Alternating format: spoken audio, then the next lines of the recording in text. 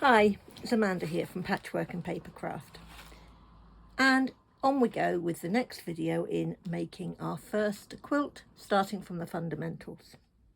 So in the first episode I told you all about all the various things that you might need to make a quilt with.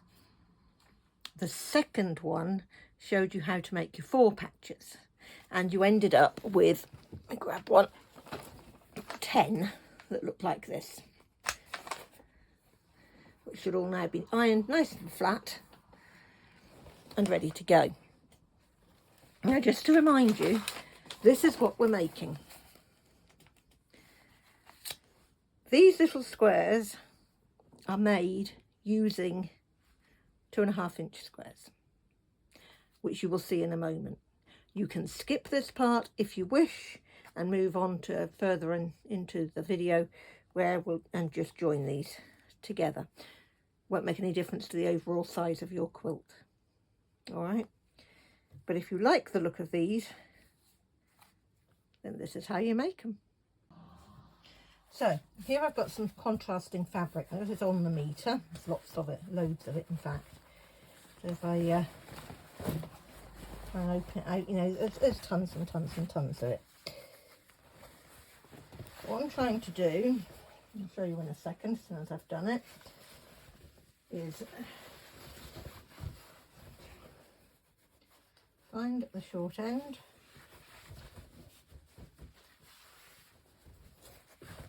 and join the 4 edges together. So it's got, see, yeah, you can see that. So I've got all 4. What I've done is I've folded it in half and then folded it in half again, so I've got an end. And try and line it up with the selvage edge. Selvage, by the way, is this rough bit with the little holes in it. It's it comes from when they make the fabric. Okay, so we'll line that up on one of our lines on our board, and then we're going to use a ruler to help us cut it. Now, nothing wrong with using an ordinary ruler, nothing wrong at all.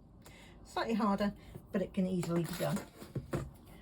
Or you can use one of these things, which is a quilting straight ruler. Whichever you use, and I think I'll probably show you using the ordinary ruler rather than that one. Line your fabric up using your lines on your board as best you can, and then put your ruler to the next one on both sides. Hold it still, and then run your rotary cutter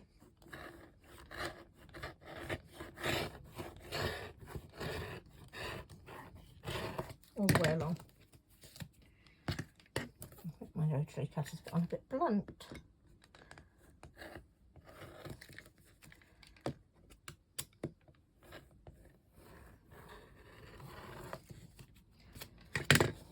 There we go. If you want, I'm going to, you can just use your scissors to neaten it up a little bit if your rotary cutter misses odd bits. Shouldn't really.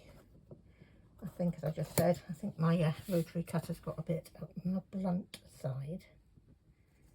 I might have to change the blade. Anyway, once you've done that,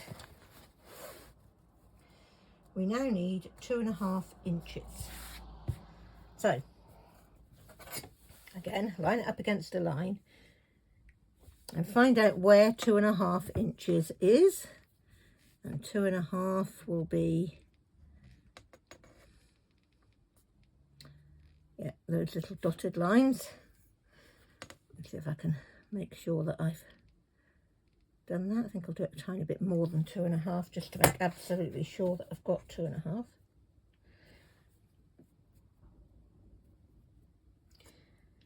lay your ruler on it and go across. Again, if you want me to show you how to use this instead, you lay it down. So you've got 1, 2.5, and the fabric's moving. And the line of the 2.5 is right the way along the edge of the fabric, and one of your that way lines, if you like, squares, is straight up and down at each end. Then you hold it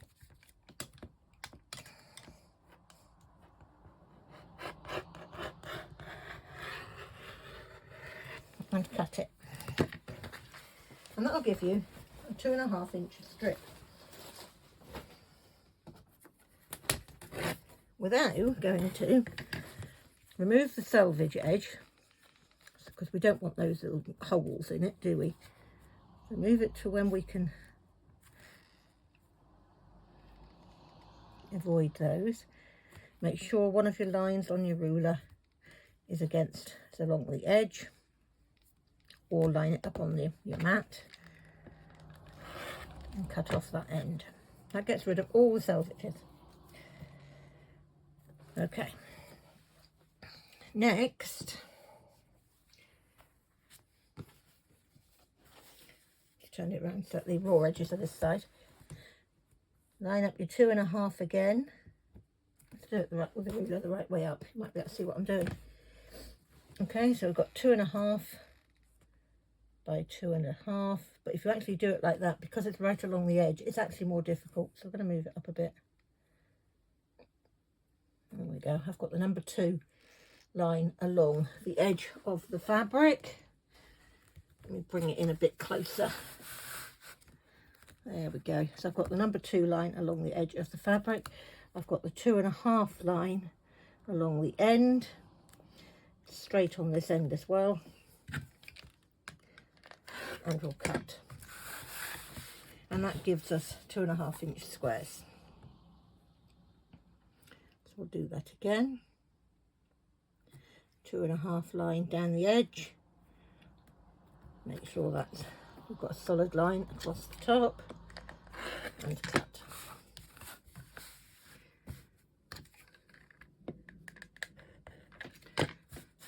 There we go.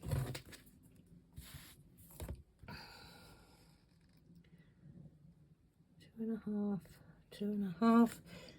If you want to do it using a pair of scissors, you would need to mark where your 2.5 is, and then cut along the line, and you could then lay them on top.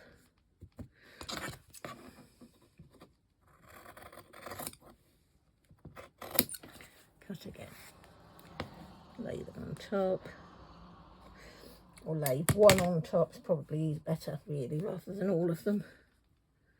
Lay one of them on top, and cut across the back. There we go. Not quite sure how many I've made. We need 32. 1, 2, 3, 4, 5, 6, 7, 8, 9, 10, 11, 12, 13, 14, 15, 16, 17, 18, 19, 20. So I've got 20 doing that. So I need to do another one to make sure I've got enough for the 32. So I'll show you that all again. We fold it all in half. Move that out of the way a moment.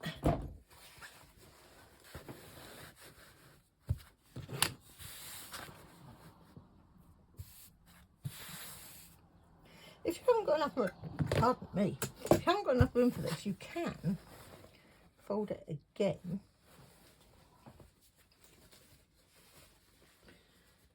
Gets a bit fiddly. You've got lots and lots of fabric. There we go, fold it again, lay it down. I've got this upside down at the minute because you should really have the ruler this side and be cutting. It's not the safest of all cutting methods, so let me move round so it's the safest way. There we go. Hold that in there so we can see what we're doing. There we go. Okay, so I've folded this in half, then in half, and then in half again. So I've got probably 6 layers here. If I 2, 4, 6, 8. I've got 8 layers. Step 1, we need to make sure that the end is straight. It should be, because we've just cut a bit off of it, but I'll assume that you haven't. It goes through right from the beginning. So we cut the edge off, and that gives us a straight edge, and then line up the ruler.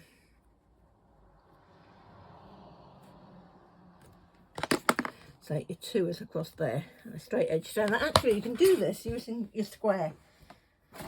We do it using the square that you might only have. So, exactly the same thing. 1, 2 and a half. Line up your half line. Whoops. Down your end. A solid line across the top or the bottom, depending on which one you find easiest. That's to make sure it's straight. Hold it still and cut. It might take a bit more to cut through it because there's a lot more layers. There we go.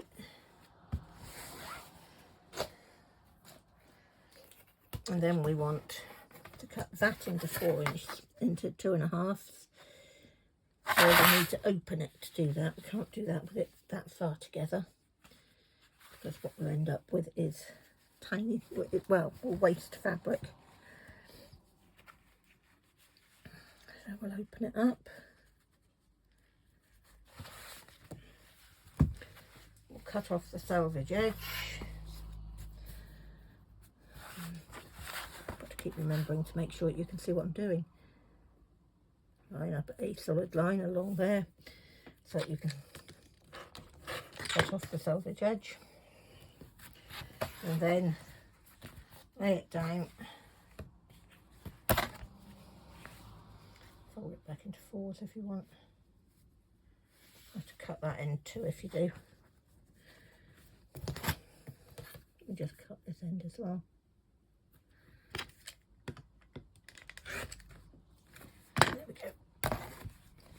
So fold the pieces together. So these are 4 deep again.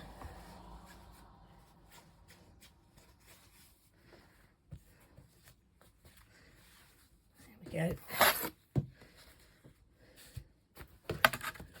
Line up your ruler.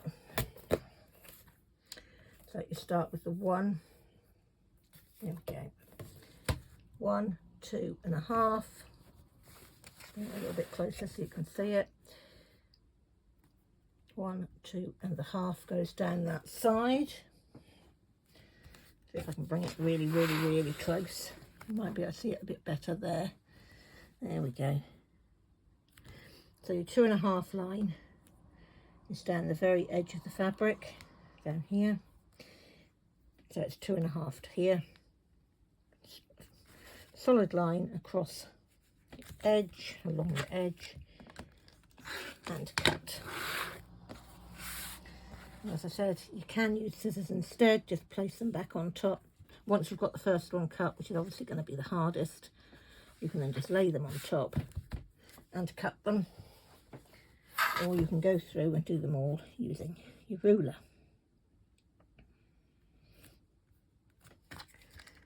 4, 8.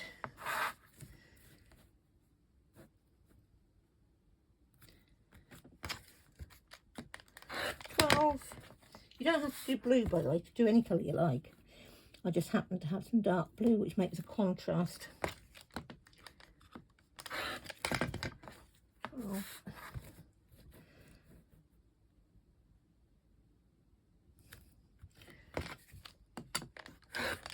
16, which gives us 36. If you unfold this end, you should be able to get another one, depending on the width of your fabric was to start with. Right, so that's all our pieces cut. Okay, so we take one of our 4-inch square, 2.5-inch squares, and draw a line from one corner to the other. Now,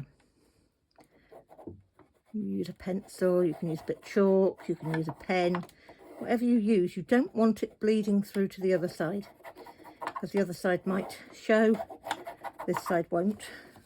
Okay, so we're drawing a line. Now, we then place it on the corner of our 4 patch,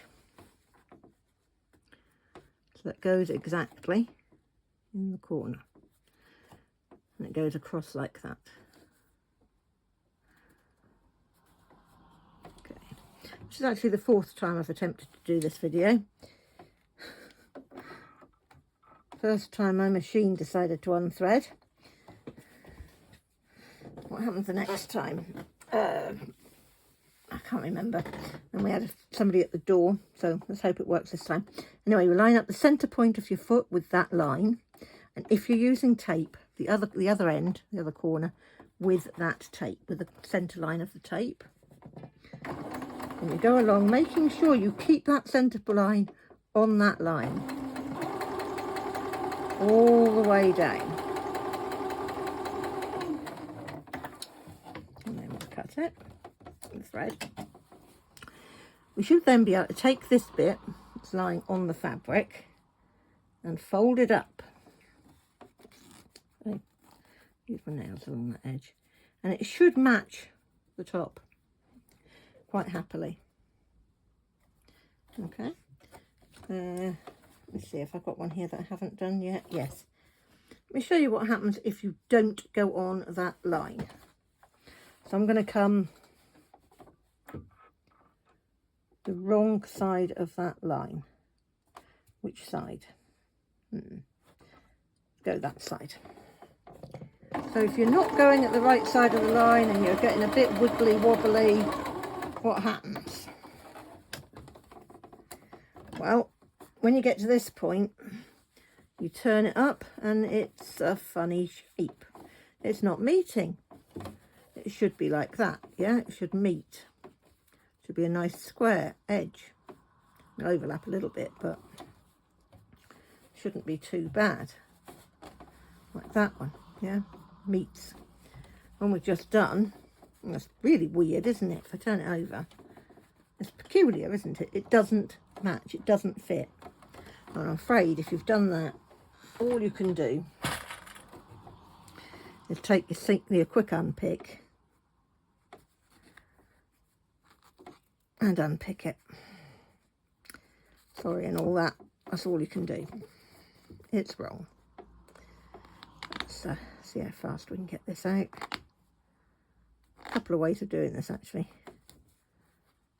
You can, if you're really, really, really feeling brave, you can grab your fabric and give it a quick tug.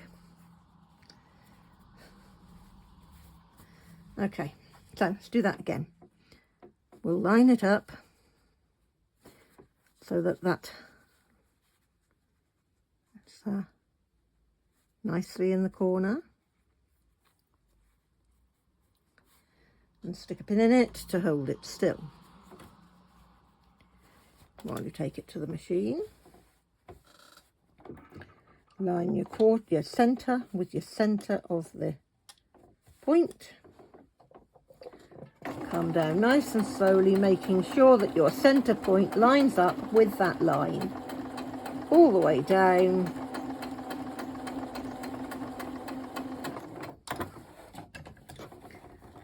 There we go. Remove the pin, and if we fold it over now, there we go. It meets quite nicely. Now, this would make far too much fabric on each corner. So what we do, once we've checked them, we open it up and we cut off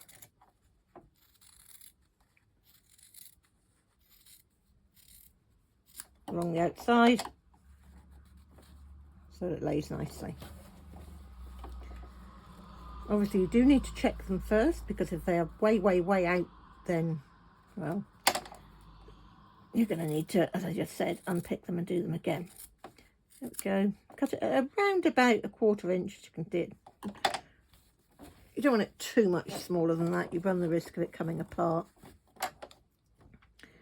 And if it's too much bigger than that, then you'll have too much bulk in the seam, and you'll be a lumpy bumpy quilt. But there we go. That is called snowballing your quilt. And the reason I think it's called snowballing is because in actual fact what it ends up doing is making a thing that looks a little bit like a circle. Not a lot, just a bit.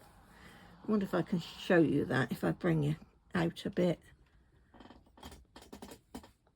There we go. You can almost see. It's sort of a circle, yeah? So, do that to 9 of your squares, or all 10 if you like. So we've definitely got one spare. Ironing. Lay it down, open it up, place your iron on, hold it down. Quite straightforward. Make them nice and flat. If they don't quite go flat, it'll be because your seam isn't exact. Not, you know, it's not completely straight. If that's the case, don't worry too much. It is, after all, your first quilt. Don't beat yourself up about it. We all make mistakes.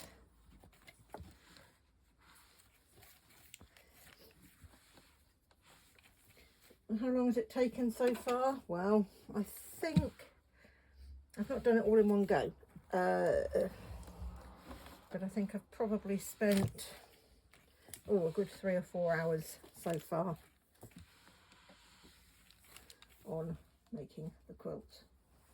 Anyway, there we have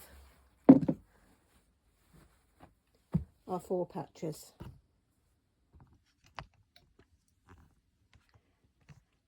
Next time, hopefully you can see me, next time we'll be laying them out and joining the whole lot together. Okay, bye.